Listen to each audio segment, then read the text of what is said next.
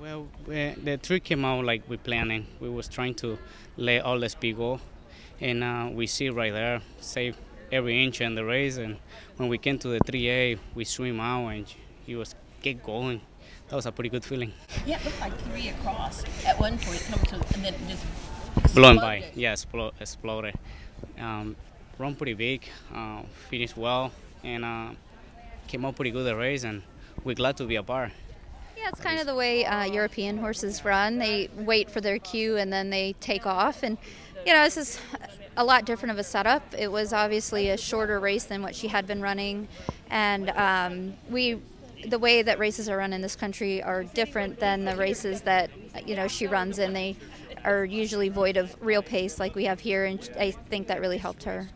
So how did you acquire her? You know, the Gunthers owned part of her. Was she a private purchase, or did they just send her over here? Or? Yeah, so they owned her over in Europe and wanted to bring her over here and just see if we brought her over here, if the different ground or the way we run here would suit her better than her form over in Europe. And it seems to, obviously right now, it's the first step in the right direction. Another step in a big year for you. Yes. And maybe a big weekend. You're in both stakes tomorrow? Nope, we're in the Clark with Stage Raider for the Gunthers, and then we have a big 2-year-old day. So fingers crossed, it's a good weekend. How good? Just final question about this filly. How good do you think she might be? You know, we've had a lot of frustrating moments with her, no fault of her own. So really, we were just trying to get her started, and thought, with the way that the turf races have been carded here, our best opportunity to run on the turf would just be to try the stake.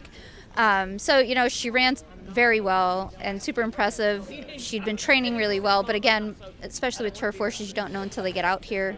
And I hadn't had an opportunity to breeze her on the turf, so I really think there's a lot of upside to her and exciting things in the future as long as she stays healthy and sound.